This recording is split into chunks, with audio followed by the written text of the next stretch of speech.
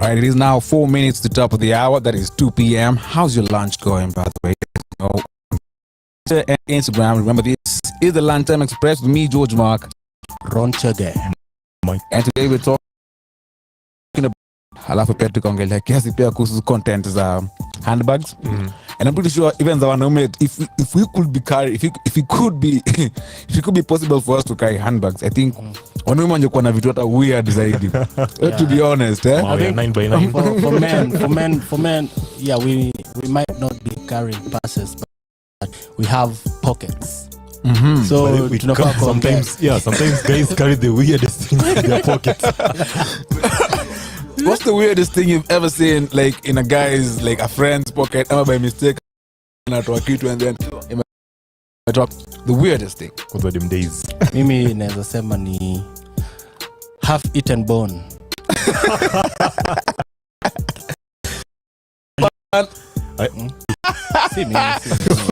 Half-eaten bone. High school ama real life? I think it was in high school. High school is man. High school tuna. Yeah, hiyo ilikuwa weird tu lakini. But in primary school I used to chap nilikuwa naekanga pale. Unaenda unakata pale kadogo. But now for grown ups, at the weirdest things that they do, I don't know. But I think everything that fits there can, anything as long as inaweza fit. Tunakwambia hata high school unaweza ingiza supu kwa mfuko. Kama inawezekana. Supu, my friend. Kuna watu walikuwa naeka hadi mchele. Mchele beans pale. Which school did you go to? Mchele beans anakula kama njugu akitembea. Amazing mix, like let's say if it's rice and beans. Amazing mix sama ziko separate. Too much effort. Ziko too mixed. Unajua ni ile design anachukua na scoop na mkono anatupa pale. But you can imagine iko na matu vitunguu pale. Akimaliza anaiturn inside out. And I make sure that I may take fagia yote. High school days, man. The craziest thing I think I've seen in someone's pocket. What could that be? On your later years? I think in my high school years has to be there's a guy alikuwa ameka tu.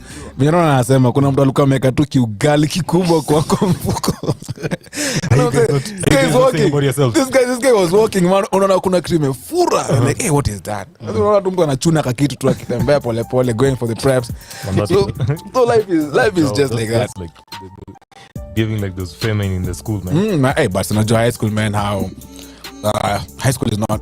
That's why I keep on saying, if it is possible for us to, for the government and for the guys kwa education system wafanye high school a bit more lighter on students. Yep. And I think hizi stories are strikes zinazapunguka because I feel saa zingine high school tunapitianga unnecessary troubles, man. True. Mbona unapimia mtu chakula kidogo? Principal amekula do. Yeah. It's a true story. These guys are millionaires, by the way. Yeah. There was a time, I think it was when Matiang'i was the CS for ED. Alikuwa propose for schools to have, I think, is it fund managers or financial managers? And nakumbuka maze principals went up in arms wakisema this can't happen. This cannot happen. Kwani kazi yangu itakuwa nini? There's a financial manager in the institution. Once unaona mtu anapigania yani place kuna do sana, you know that guy is up to no good for sure. He's up to something. Wanaenjoy your pesa. Sasa ndio tunasema these lifestyle audits that people are subjected to should also go down to principals themselves. Fanywe very very prince hapa hivi nje anakula fiti. Wanaishi fiti wala watu. Wanakula fiti. Pesa za vitabu. Sijui wana get kickbacks because of the constructions, kickbacks for books because na wanakula na book uniforms. Uniforms. Kwanza I think uniform imeleta a lot of unaona up to date. Unajua unapata sijui unabidi mtoi ama sijui mtoi amefika what stage lazima sijui by uniform at a certain specific shop. Exactly. And that's the problem. That is specific. It has to be like, and I think kuna time gava ilikuwa inasema like all high schools zinafaa kuwa na the same material. Ndio wakati wa historia ati going to a specific tailor ama but hapo pia kuna mswagava anakula mbaya sana. Of course mswagava pia wanakula. Of course, but I think it will eliminate corruption on the lower level. Okay, lakini unajua at least where you as a parent inamaanisha like if you have maybe you have 2 kids wamefuatana and they are for the same gender, unaweza huyu anaweza achia huyu mwingine nguo. True. So you can still save like a lot of money. Yeah, definitely. Yeah. But let me ask, okay. I remember in high school we used to call hizo mattresses ulimia nyoka. Right? and you know what we mean by ulimia nyoka, si ndio? There was this guy who came to school with mattress imefura. You know, imenona. Akaambiwa atiarudisha nyumbani. Why would you tell that to someone who's, you know, as in kwani ni vibaya kulalia mattress comfortably? And I'm sure, and was the guy huge ama alikuwa mdogo?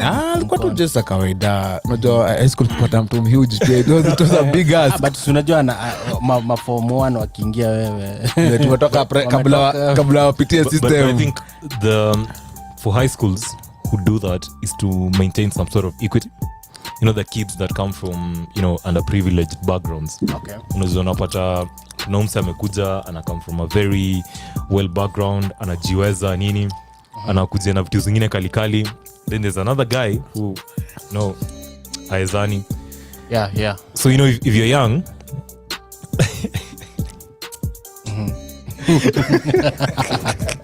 okay, tuendelee. You know, yeah, definitely. So, ni maintain tu nini kustabilize equity among the students. Ndio mkwe fair. But I still have an issue with that. Unajua niambie uniform nitakubalia. Because I mean uniform sawa, ukisema ati kukue na kila mtu anavaa nguo yake, that's another story. Niambie food mpikiwe shule nitakubali, right? Cause Mike I mean chakula pia hakuna haja mtoto mwingine akuja na chakula ati anakula chakula yake, okay? But boss, kulala man bro, wacha mtu alale vizuri comfortably. Hapo kama mnaweza nunua, unajua kama mnaweza nunua mattress nono kidogo sawa. Kama uwezi pia kuja na hiyo ulimi yako ya nyoka. Mimi nitakwambia tu Georgia. By the ulimi ya nyoka 2. Umesahau the time unafika form 4 come inherit mattress ngapi? Umezistaka hivi. Unaona? Mimi nilikuwa unapotea hapo ndani. I used to have like by the time I was sitting form 4, I think I had like 7 or 8 mattresses. Like combined stacks inheriting tu jamaa natoka anachukua. Kuna ngine nilipatiwa amenyorea jo. I've been peed on, man. But it's high school, bro. Nilienda tu nikanika hapo kwa jua kidogo. Then life nikaenda huko chini ndo ako stench kasi sipande juu sana. Unaona? Alafu so alafu unajua ilikuanga fani sana juu unajua mato imenyorewa sana inaanza kuoza. So ukilala sana uko unafagianga unga huko chini. I'd like to know which schools you went to. Beautiful schools. You know, that's why there was one rule. If you're a guy who, no disrespect to anybody who wets the bed, by the way, it's something normal. I mean, I even know of guys who still wet their beds. So it's not something to laugh about. But there was a friend of ours, man. This guy used to finesse, you know, like it was every day.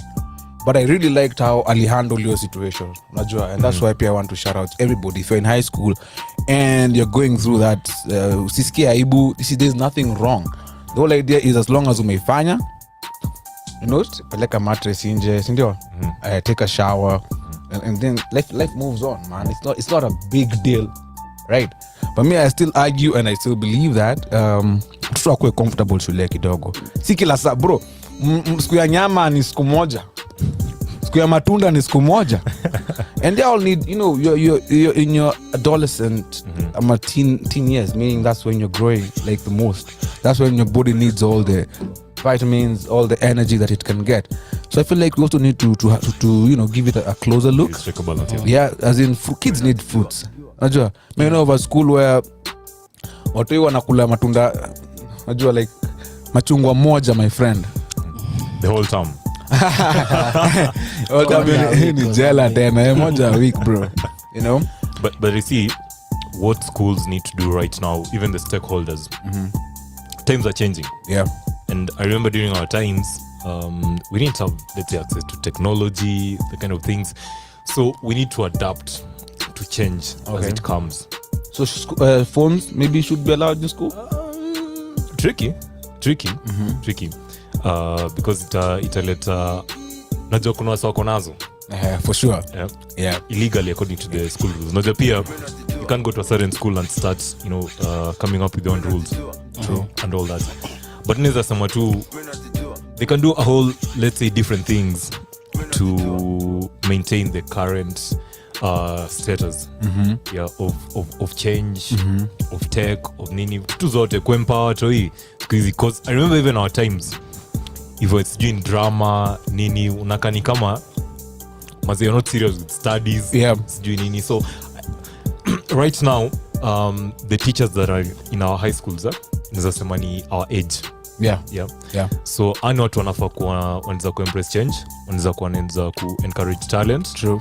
Because tunajua nowadays there's a whole lot ways to make a living. True. Unaona? True. Si masomo peke yake, but masomo ni muhimu. Yeah. But we need to explore other channels as well. True. Yeah, now let me ask you guys a question. So do you think that the current CBC in a cater for that? And the reason I'm saying this is because there was this kuna story. It's not even a story, it happened. So a mother was like, went on a social media and she was like, okay, so what happened ni unakumbuka tukiwa toi ile like when we were in lower classes, kuna ile unachorewa kitu then unaambiwa you name it. Yeah. So these guys it was a test. So amechora TV, but TV yenye imechorwa ni ile Great Wall. Unakumbuka zile za kitambo ziko na aerial alafu ziko tu na so huyo mtoto alisema hiyo ni microwave. Alisema ni microwave. So but can you blame him? No. Because I mean surely it does look like a microwave. Alafu TV za squeeze hazina hiyo aerial. So like so that shows also like how our education system iko nyuma sana. It's not changing the way at the same pace the world is changing. Because sasa for example the way tunachoreango like you wanachora msichana but msichana anavaa skirt, sindio? Amevaa dress. No. But women nowadays don't necessarily wear dresses. Naona kuna mtoto hapo kijana anaweza kuwa amelelewa na kuwa wanavanga trousers tu. So ukimchorea pale hivi someone with a trouser and then umwambie who is this, or anafaa kusema a man, but also the mother wears a trouser. So I kind of feel like the education system needs to change the way we look at things. It needs to be very dynamic because the world is changing, and even now in the time of like technology, this era of technology, it's even changing even faster because kids are exposed to a lot. Because during our time there was no internet, the TV maybe at ilikuwa limited, maybe not all homes had like TV. So we were limited by what we saw on books that we were taught with. But now kids are learning from the internet, from TV. If you listen to the Akili Kids, it's a very informative program. So like kids are learning. There's so many learning streams zenye mtu anaweza learn from it. And I kind of feel like the Kenyan system is not keeping up. All right. So what do you think about? Do you think the CBC is like is that answer we've been looking for? It is with some schools. Okay. With some schools utapata their CBCs on a different level. But now when you look at government schools, they're masses, watu ni wengi nini, so unapata introducing certain programs, to the system is very difficult because unadeal pia na watu wenye wanakuja from different backgrounds. Guessing scenario, there's a school I know, a friend was telling me this. Unapata their kids, it was like an upmarket school. The kids were told, okay, just come with some little money, tutapeleka shopping, want to teach you to be responsible financial managers. Mnapelekwa super kama Carrefour, you shop for the family, nini doi kibaki kidogo akapelekwa some nice restaurant and all that. So you see, that's a different system as opposed to a school where unapata it's a remote school. You can't tell the kids that kujeni na a certain amount of money, we teach you how to manage those funds. Yeah. Because unapata hao ni wale unapata ati wanatu they in a market, they're shouting 10 bob, 20 bob nini. But huyu mwingine amepelekwa in a real life scenario. Tuseme market si real life scenario, but amepelekwa real life scenario, unapata ati ameingia super, amemanage ku buy one or two things. Yeah. Amemanage to be fitting. So these are two different people. Yeah, so same curriculum. So are you saying that the education system the government has rolled out is mostly targeted to maybe the low income areas? It's meant for them, or what are you saying? It's not meant for them, actually. The idea under CBC was to uplift the Kenyan education system, to actually relate kids on what's happening on the ground outside here. But the implementation process has been mad with a lot of confusion. Right. Yeah. So nizasema the government has good intentions, but the implementation is always there's a little bit of a snag. All right. Yeah. There's a disconnect. So I kind of feel like the government with the way they handle this CBC system, I think they should do it like the way people handle softwares.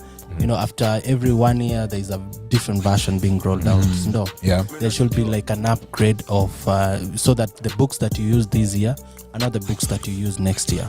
Because for example, when we were going to school, those books tulitumia, we used them for like a very long time. Even tuko class 8, but book ulitumia nile watu wanapandaka stairs tu wanapandaka tu stairs. It's never changing. Because now until the CBC ikatolewa, kids were being taught about cattle dips, for instance. Cattle dips, those things I don't know how many kids know about cattle dips. Ati unapeleka ngombe zako unazingiza una dip zinatokea huko, maybe hata wengi, first of all, most kids are not even exposed to cows. No, they just think ni mbwa kubwa ama they are just exposed to something.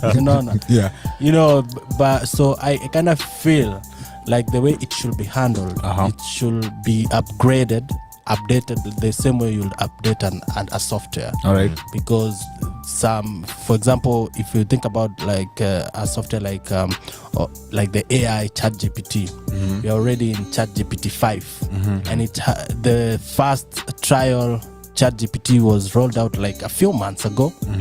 But we're already on ChatGPT 5. So you can check the upgrade. Now I think if they could do it like on a regular basis, like maybe 1 year, so that because there are some things that need to be eliminated. Can I add something to that? Yeah. This is now my opinion in regards to the question you asked. As a school fees paying parent, I can say that the CBC is not perfect. That's a given. And there is no perfect education system out there. Because it's what usually happens. Even in the US, even in the UK with the IGCSEs and all those, of course there's always going to be an imbalance. Because like I was telling you guys, if you take a kid, if saa umeingia kwa middle class leo, so now you're making let's say almost 300,000-400,000 shillings a month, maybe let's say even $500,000, then now you feel like now stress yangu imepanda, now I can take my kids now to like an uptown school and all that. When I'm changing a system, remember you're also taking your kid to the same school as someone who's probably making like 5 million or 4 million a month. So when this school now starts like telling guys we're planning for a trip to the UK. It's gonna cost like 700 G's ama nini for 1 week. We need this and this. Wewe mwenye unajaribu ku keep up, mtoto wako hata anaweza kosa kuenda, right? Lakini wale wengine itakuwa effortless. So while you're doing it with the right intentions, at the end of the day your kid anakuwa demotivated even to learn because sawa ako kwa shule. So now going back to the CBC, I feel like the implementation sawa might be an issue kidogo, but I'm super proud of how kids nowadays, like I'll talk from my own experience. My 8-year-old boy, can do karate. He's a pro skater. Skating, they go for skating events, and he actually won. I think it was like the third or second kid in skating. Oh wow! He's in soccer, and they go to play like it's like Ligindogo in a way. So as much as I can see him doing the right things in school, I'm also proud of the fact that ako exposed. Like ako exposed to other opportunities out there. So me, I just say that it's more about implementing this across all across all levels, in the sense that pia gava vile umesema Mike, it's very important gava pia iangalie pia population, because CBC ni kitu haitaki like crowded people, inataka hiyo hands on ndojo umtoi. This is now like this mini Mike, this kid sawa, he might not be the smartest kid in school, but umsio kimpatia ball, this kid can actually the next Messi. So that hands on inasaidia teacher anasema niaje, this kid now we need to see how we can take him to Ligindogo or something. And Ligindogo, you have scouts all over the world, and that's how you build it. And I think it should be a collective consultation, as well as a very dynamic working together system to you see, for example, like the government would definitely struggle because of the numbers, and funding and corruption and all that. But you see, we have other leaders, we have members of parliament, governors, MCAs, for schools that are not able to at least, let's say, get to that level of another private school. You can have even just centers that are actually politically motivated by these leaders.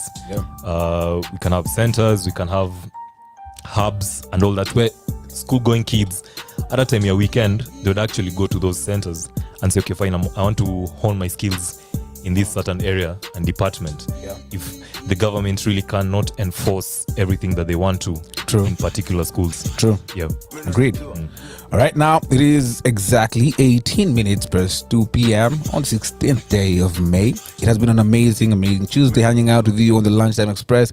And of course, tomorrow, as promised, we're gonna set up for an amazing show on mental health. Mental health, hypertension, high blood pressure, diet. Very important conversation. It's the Lunchtime Express, so we want you to know more about the kind of lunch you're having, right? Is it healthy for you? Should you maybe cut on some carbs, or should you what's the right path to follow in terms of that? So stay tuned. Tomorrow, Lunchtime Express, we'll have an amazing guest in studio. You'll get to learn more about the foods, the diet, and of course, it's been a massive pleasure hanging out with me. I'm George Mark. Ron Chage. Michael Osotsi. So how about we do this same place, same time tomorrow? Remember, this is 254 Radio, the home of local music, right? Every day. All right. So as we wrap up, as we wrap up, I want us to go back Kitambo, right? A song that I think made Prezo one of what do you call it? El Presidente. One of the legit guys in the industry. Naleta Action. Looking for my name. Right. Action kesho inakuja 1 to 2 p.m. on the Lunchtime Express. Why really love Jack? Partner with him.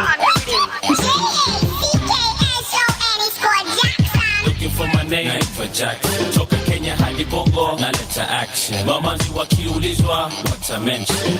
CMB president up in your residence. Looking for my name for Jack. Toka Kenya hadi Bongo naleta action. Mamazi wakiulizwa what I mention. CMB president up in your residence. Sema ni vipi. Butwa imekupiga pumzika kwa kiti. Better believe that Jackson aleta dhiki. Rusha mikono kawa feel him uzil. On the microphone I show you who does it better. Rocking on the show so you know I got the cheddar. It's a about to get cold, so grab your sweater. Poa mshikaji. You know it's Friday night, so I gotta be a member. Come across a lady and she begging for my number. Yo, you want my number? 0727272. Looking for my name.